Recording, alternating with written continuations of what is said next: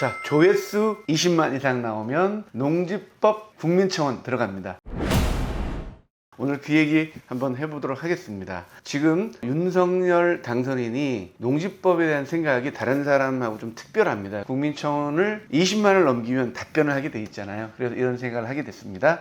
자, 보시면 윤 전 총장은 전날 청년정책 토론회 상상23 오픈 세미나에 참석해 농업을 하나의 산업, 비즈니스 차원에서 발전시키는 것보다는 오래전부터 농사를 지었던 분들이 경제유전에 너무 집착한다. 그래서 관련 법 규정이 산업화 등을 전부 맡고 있다고 말했다. 사실 이런 용기 있는 발언, 이건 참 맞는 말이죠. 경제유전이라는 건 뭡니까? 경제유전이라는 것은 내가 지을 만큼 농사를 짓는 거잖아요. 그럼 이거는 굉장히 큰 규모로 비즈니스를 키울 수 없다는 거죠. 그리고 임대를 못 준다. 그러면 어떻게 이게 산업화할 수 있겠습니까? 그렇죠. 삼성이나 현대 이런 큰 기업에 직원들이 많잖아요. 근데 직원을 두면 안 된다 하는 거하고 똑같은 거잖아요. 경제유전하고 소작제도 금지. 이게 참 희한한 법이거든요. 이게 태생적으로 굉장히 사회주의적 요소를 갖고 있는 거죠. 다시 한번 예전에 말씀드렸지만 보시면 정작 경제유전의 발생국인 대만은 1993년 일찌감치 경제유전을 폐지한 바 있다. 우리 헌법에 금과옥조차 들어간 경제유전은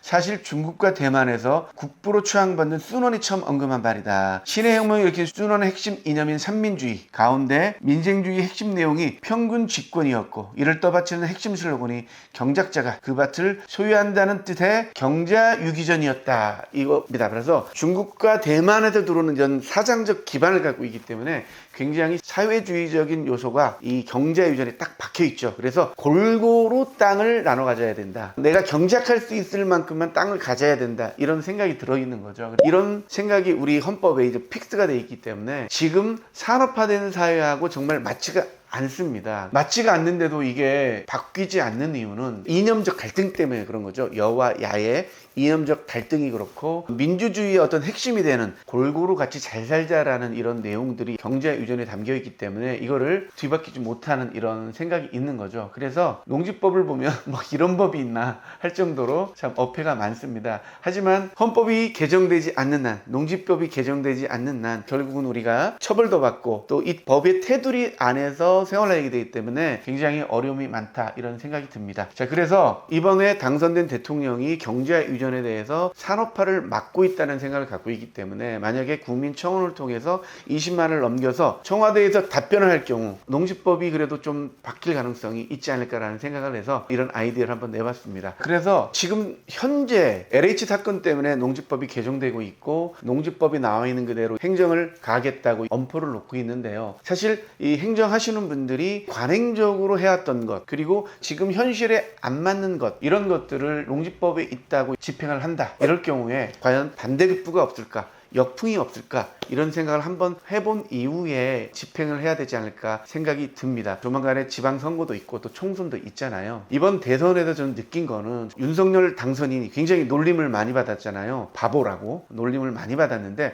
결국은 당선이 됐잖아요. 그렇죠? 그래서 사람들이 갖고 있는 재산권을 가지고 처벌식으로 골탕 먹이기 식으로 막무가내로 행정을 했을 때 그 역풍은 바로 정부에서 받는다 이런 느낌이 들었거든요. 그래서 재산권을 침해하는 거에 대해서 굉장히 민감하다는 사실을 행정하시는 분들이 한번 보살폈으면 좋겠다라는 생각을 한번 해봅니다. 자, 경제유전, 소작제도 금지 이게 사실은 산업화를 막고 있거든요. 근데 식량 안보 때문에 안 된다고 이렇게 굉장히 반대하는 사람은 주장을 하는데요. 물론 식량 안보 아주 중요하죠. 왜냐하면 우리나라는 지금 곡물 중에 쌀 외에는 거의 다 수입을 하고 있거든요. 아주 많은 규모이기 때문에 우리가 경제유전을 한다고 이게 해결이 되지 않습니다. 식량 안보를 지키는데 경제유전도 극히 일부분 있지만 이런 것보다도 제가 공부를 해보니까 이 책이죠. 물론 2014년에 쓰여졌지만 선진국의 조건 식량 자급에 대해서 이렇게 나와 있는데요. 어떻게 해야 식량 자급을 할 수 있는지 이런 청사진을 그린 책입니다. 몇 가지를 볼 수 있는데요. 첫 번째는 곡물 무역 전문가를 양성해야 된다는 내용이 있습니다.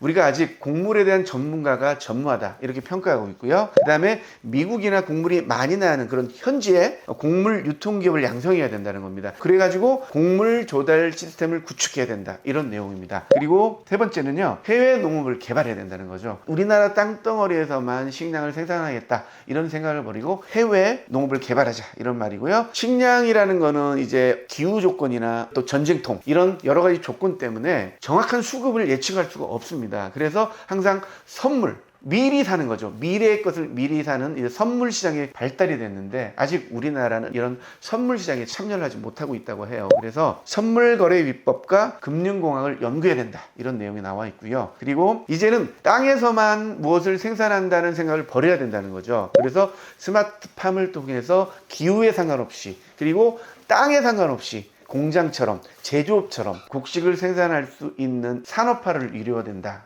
이겁니다. 그래서 이런 것들이 실질적으로 식량 안보에 중요하기 때문에 농지법에 넣어야 되는 거죠. 경자유전과 식량 안보 때문에 산업화를 하지를 못하는 거예요. 혼자만 경작해라 하는데 어떻게 산업화가 되겠습니까? 이거는 굉장히 어폐가 있는 거잖아요. 그래서 경자유전을 주장하는 분들도 자세하게 한번 보시고요. 현대에 맞게 하나하나 고쳐나가면은 농업을 하시는 분들도 행복하게 농업을 할 수 있도록, 도시농부 하시는 분들도 행복하게 농업을 영위할 수 있도록 농지법이 개정이 돼야 된다고 생각이 들어요. 그래서 한 5가지 정도 개정하면 좋겠다, 이런 생각을 하는데요. 저의 생각입니다. 그래서 전문가들이 평가를 해가지고 물론 개정을 해야 되겠지만, 첫 번째는 이제 농지의 종류를 좀 세분화해야 된다. 왜냐하면 전답 과수원이면 무조건 농지법의 규제를 받는데, 전답 과수원이 아니라 지금 현황을 파악해서 농지로서 기능할 수 있는 농지를 농지법상 농지로 봐야 되는 거고요. 농지로서의 기능하지 못하는 농지들이 굉장히 많잖아요. 전화 오신 분들 보면 뭐 임야 중간에 있고 굉장히 여러 가지 이유로 기획부동산에 산 농지, 이런 것도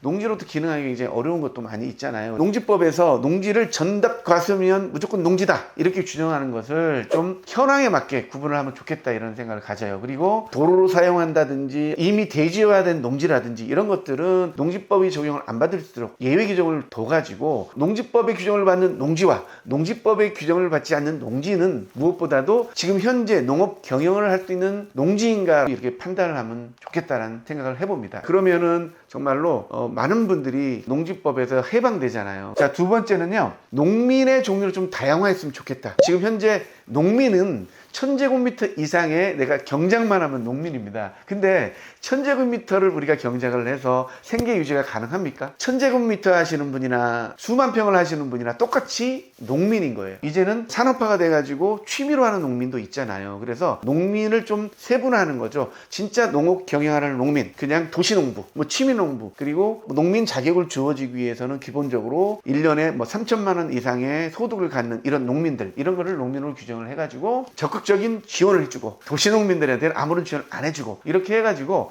진짜 대농을 키우는 이런 작전이 필요하지 않을까라는 생각을 해봤습니다. 자, 그리고요, 투기에 대한 강력한 처벌이 필요합니다. 농지법에 이게 들어가야 되는 거죠. 정보에 쉽게 접근할 수 있는 높은 분들에 대해서 절대 투기를 생각하지 못할 만큼 강력한 처벌이 들어가야 된다는 또 생각도 해봤습니다. 그리고 경자유전은 완전히 삭제하거나 아니면 용도지역, 농림지역 정도는 경자유전을 실행하되, 나머지 용도지역은 경자유전을 폐지하는 쪽이 어떻겠나. 그 다음에 소작제도 금지 조항은 정말 폐지해야 됩니다. 지금 소작이 없어요. 농사 짓는 사람이 너무 나이 고령이고 평균 나이가 66세가 넘거든요. 농민이 너무 부족해서 소작 자체를 주더라도 거의 무료로 주고 있단 말이에요. 농어촌 공사를 통해서 임대하는 게 무슨 의미가 있겠습니까? 지금 농민 자체가 귀해가지고 제발 농사 지어주세요, 이런 현국이란 말이에요. 근데 이런 거 다 무시하고 가족끼리라도 임대차 계약을 해야 되고 뭐 이런 것들이 사실은 굉장히 골탕 먹이 행정이다, 비윤리적이다, 정말 비상식적이다, 이렇게 느껴진단 말이에요. 그래서 이 정도는 기본적으로 개정을 해가지고 농업이 산업화될 수 있도록, 그래서 식량 안보를 우리가 스스로 책임질 수 있도록 이런 방향으로 나가는 것이 농지법이 나갈 방향이다, 개인적으로는